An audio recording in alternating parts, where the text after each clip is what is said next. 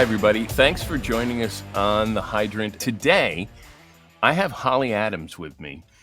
And Holly Adams is synonymous with sheerwaterproductions.com, which is where you can go find her. She does a little bit of everything. She's an actor, voice actor.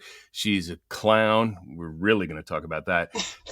And has a mystery and adventure agency, to do the mystery dinner theater kind of things, which I think is very cool. She's been doing this for about 10 years. The Sheerwater Productions was founded in 2012. She's a part of, and correct me if I'm pronouncing this incorrectly, Kakaru Physical Theater Company? Kakaru. I knew I was get it wrong. That's okay. Kakaru Physical Theater Company, which is a company of classically trained dance and theater performers. And I can't do it justice talking about it. You've got to go out to the website and see it because it's absolutely wild. Holly considers herself a traveling player. She's a performer, playwright, mask maker, teaching artist. She has a master's degree in theater education and social change, which is not a combination you see in most college catalogs. So we'll talk about that. She is the recipient of the Association of Teaching Artists Service to the Field Award, the Tom Niederkorn Award for extraordinary contributions to artistic and educational programming at the Hangar Theater, and the New York State Teacher Education Association Rod Marriott Award for Lifetime Achievement in Theater Education. I am thrilled to have her on the show. Welcome. I feel really outed. It's very uncomfortable. I'm like, he's learned about me. No, I didn't learn anything that isn't readily available to everyone else. I know, but normally people don't really care, so they don't even read. And I'm like, I could just write that I was a wombat, and no one would know. If I had seen that you were a wombat, I would not have been surprised. I should totally do that. I'm going to post a blog or something about that and write, I'm a wombat. But no one should be thinking I am the eggplant, I'm the walrus. It's a different tune in my head when I say I'm a wombat. Yeah, the Beatles didn't do one about I am a wombat. You might have to write your own. Plus, it's too serious. Or it either needs to be so serious or really silly, but not the I am the eggplant. Not that eggplant. What am I saying? Eggman. I am the eggplant. We're going to have to do a song parody now. I actually play the ukulele, so that would be hilarious. We'll just very seriously. And I'll do it in a clown voice or something. We'll get your ukulele. We'll get a kazoo. We'll get a washboard or something, and we'll do I am the eggplant. Okay. And we'll all take our pop filters off so we get that super spitty kazoo sound. Right. It'll be great. I don't know if you've ever seen the videos where there's that group of guys that do heavy metal songs, but they do it all on toy instruments. No. Oh my God, I'm in love. Hysterical.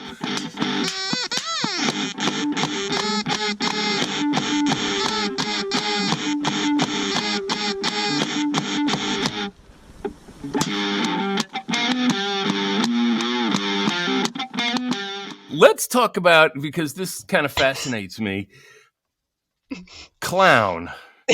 Yes. Why have clowns received such a bad press lately? I mean, you talk to kids now and all clowns are evil. I mean, yeah. What's that all about? I think personally, I think it's a combination of things.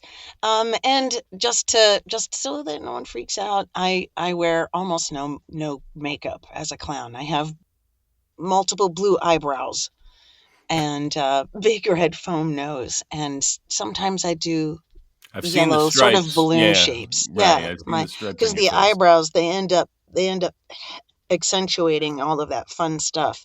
But that's it, right? It's not what they call whiteface or anything. So here's my thoughts on that.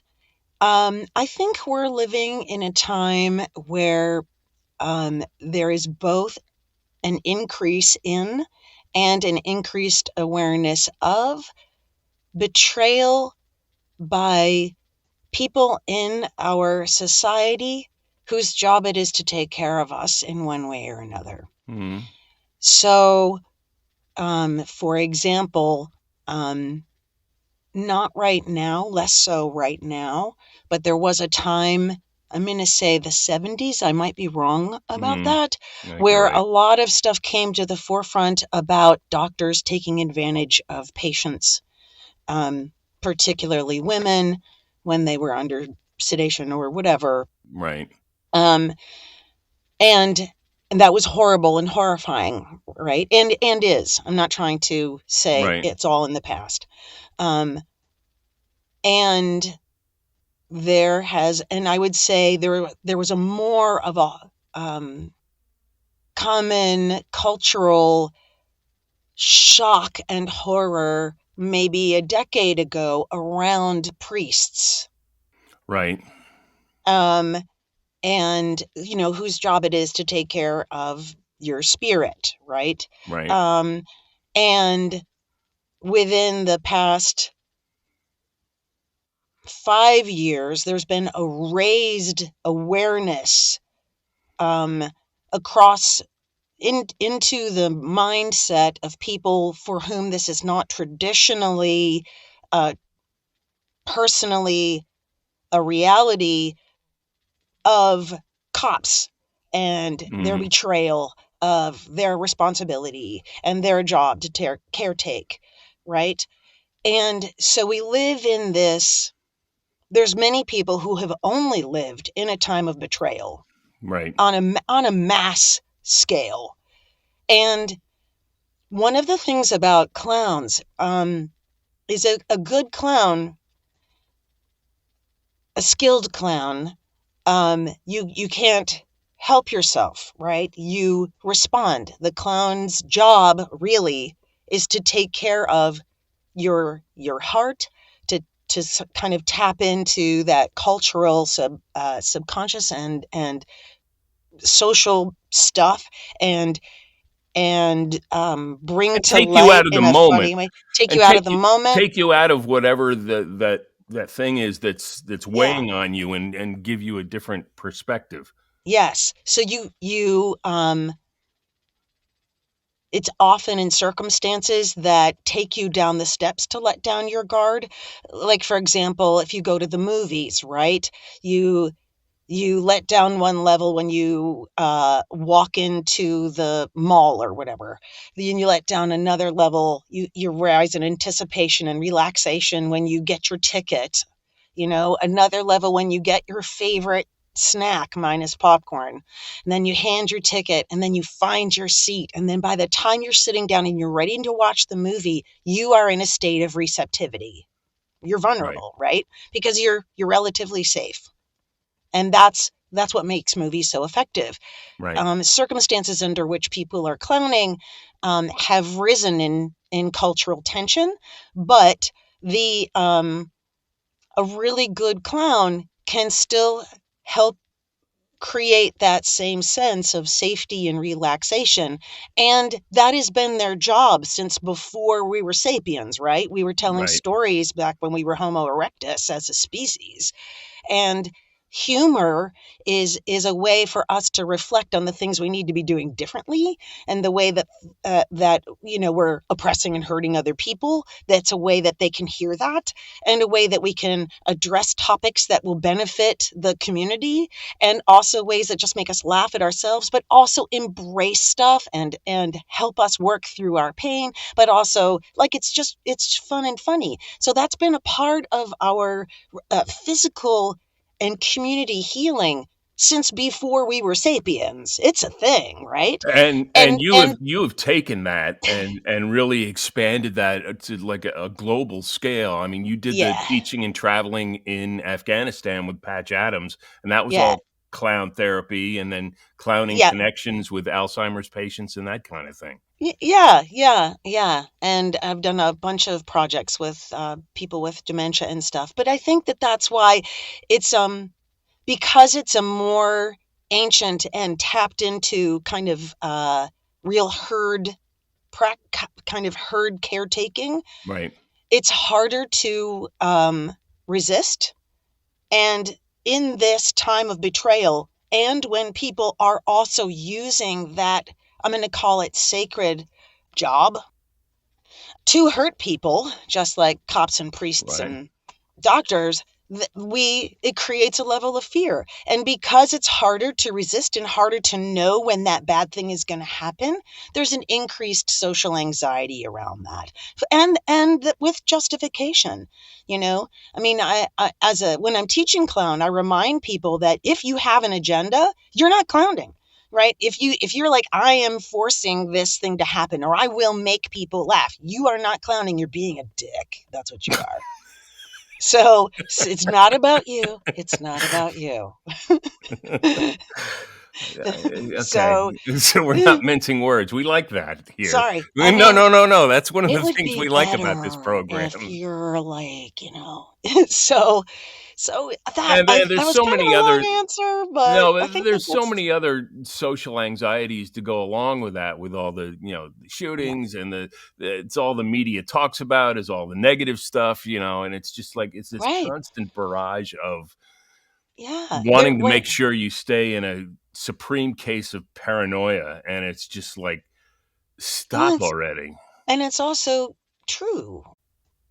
What your master's degree? This Mm. kind of intrigues me. Theater education and social change. I can't imagine what the syllabus would be for that. I mean, but what was that like? I mean, what made you say, yeah, that's what I want to do?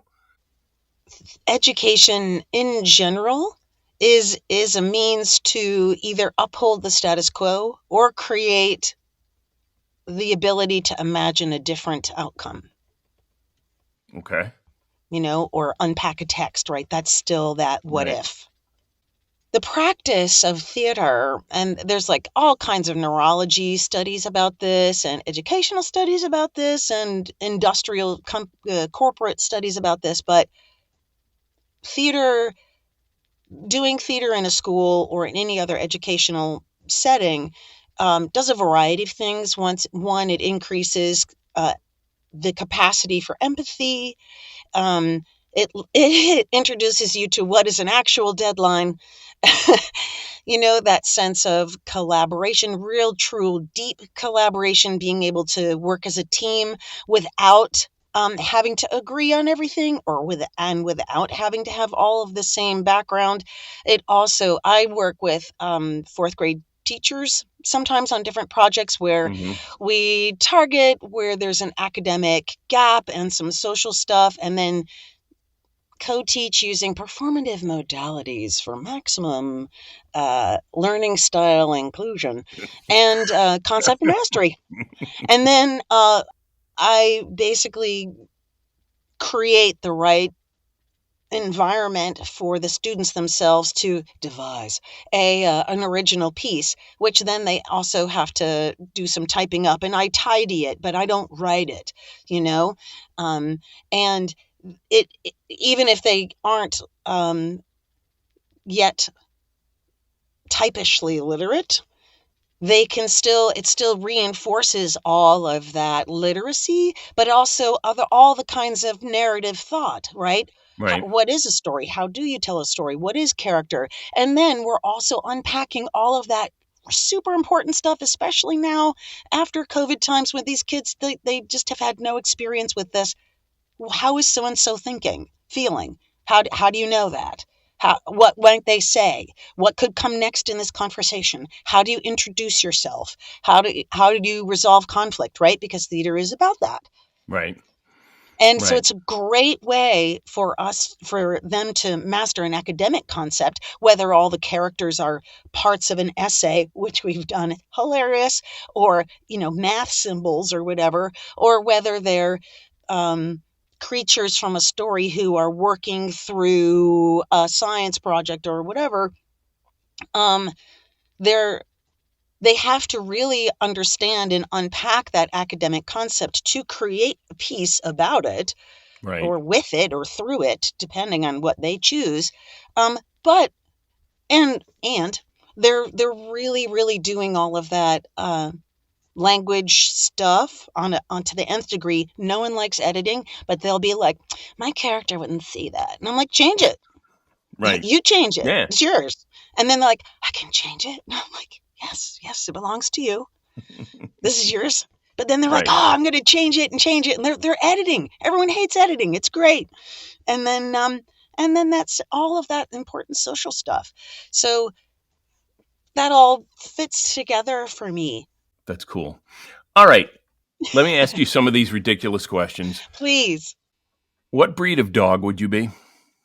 Labrador Retriever or a Golden Retriever. I can see that.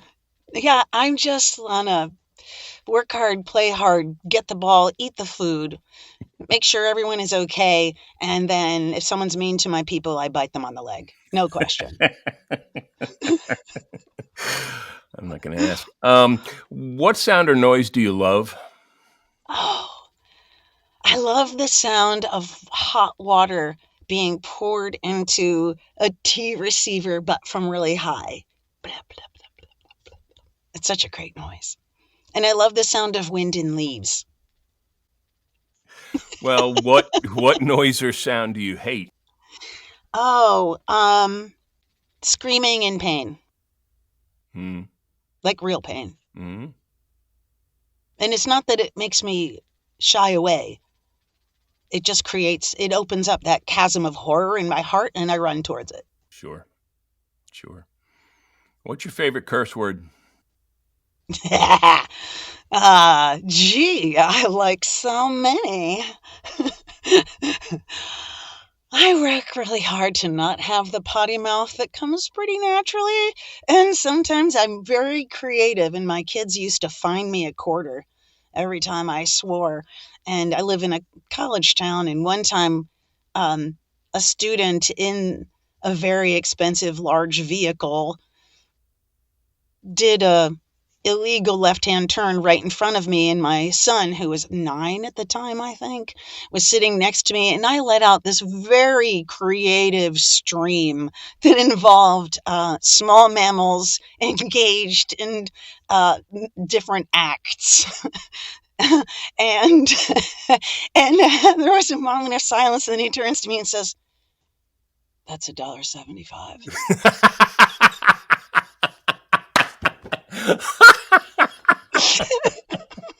Oh, he's got a brilliant career in front of him. That's the best answer I've ever heard to that. That's great.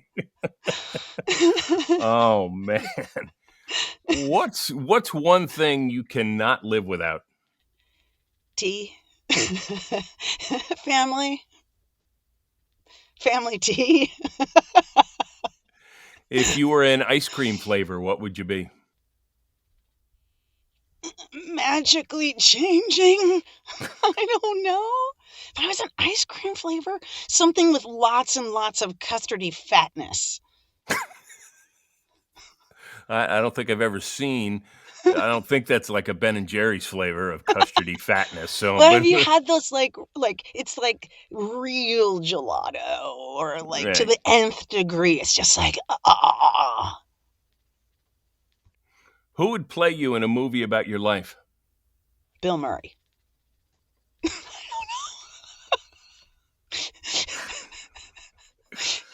uh, um, Okay. no, I don't know. I don't. Yeah, I don't have a different answer. I think if I thought about it, in about 2 weeks I'll have the really deep answer. That's actually who I I don't care if do. it's deep or not. Bill Murray was fine. What song should play every time you walk into a room? My baby don't mess around.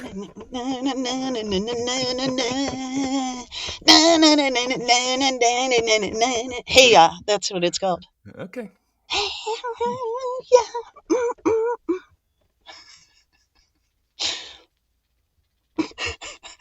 Holly, behave yourself. No, and please don't. But I have nothing to follow up with that. What's the weirdest thing you've tried food wise? Oh, probably something that I didn't know what it was called on one of my many adventures. I'm adventurous, and so oftentimes I'll be somewhere, and usually when I'm being somewhere, I have learned a little bit of the language ahead of time, often though I can't read it. And so I'll be able to just pick out a few words of the description, but most of the time and if I get to one I don't understand at all, I'll be like, can I have that? So I'm sure it was one of those times. Okay. Yeah, because like when I have something on purpose, like alligator or snake or whatever, I'm Right. like, all right. Right. Okay. If animals could talk, which one would be the rudest? Oh, the rudest animal? Yeah. Roosters. They just shout all the Yeah. time. Yeah. Yeah. And That's a good they one. say obscenities, right? Get the fuck up! My bowl is empty! I've heard a couple pleasant roosters in my life, and in my brain they were saying cockadoodle mambo, which is good. Cockadoodle mambo! Those were the happy ones, but for the most part, I imagine them those just like, they're those are the ones literally, we have to go look and see what's in their feed bowl because we're just not really sure yeah, what's going on there. yeah. Okay, I'm going to give you two things. This is an either or kind of thing, and you All tell right, me your preference. Summer or winter? summer. Toilet paper over or under? Whatever the people where I am want it to be, because I don't give a shit. Nice play on words. Book or Kindle? Book. Eggs, omelet or scrambled? Ooh, omelet. Passenger or driver? Driver. What a surprise. Oh, I love driving. So do I I. love cars. I love, like, yes, I am a woman of a certain age that says she loves cars. I just love cars. They're really cool. But among all us actors, I would expect nothing but driver unless they say something along the lines of, which I've had a couple times, passenger, but in the back seat with the chauffeur. Oh, Uh, nice. texting or calling? Texting. Reese's Cup or Milky Way? Ugh. Neither, I I don't like see. sweet. I like fat. So if I could make my own Reese's cup with cashew butter surrounded by, say, an 85% chocolate, Okay. Whatever. I like darkety dark chocolate, and I'm very fond of cashew nut butter. And hazelnut butter. Oh my God. You're one of those Nutella people. Okay, fine. All right. Would you rather have telekinesis, the ability to move things with your mind, or telepathy, the ability to read other people's minds? Telekinesis. Would you rather live in a haunted castle or an abandoned train station? Oh, wow. Does it have to stay abandoned? Can I like invite my family and my friends? Because I'm really a Well, it's collaborative person. abandoned from the original Uh, use. Yes, you would bring in whoever you want to bring abandoned in. train station. Okay. Yeah, we would like drive the trains. I'm really like someone who, like, I don't even, some people are like, why don't you have a one woman show? And I'm like, because I don't like working alone. Would you rather have all traffic lights you approach be green or never have to wait in line again? Oh, I think traffic lights be green because sometimes I bring a book and to read in line.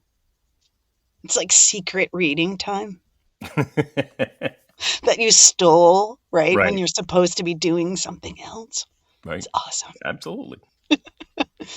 Would you rather be able to breathe underwater or fly? Fly. Would you rather have whatever you are thinking appear above your head in a bubble for everyone to read, or have absolutely everything you do be live streamed for everyone to see? Oh my God. As PJ Oakland said, that's straight from the seventh circle of hell. I don't know. Right. I think do. I think do. Because it's very interesting in my head. I think I am not surprised for a minute.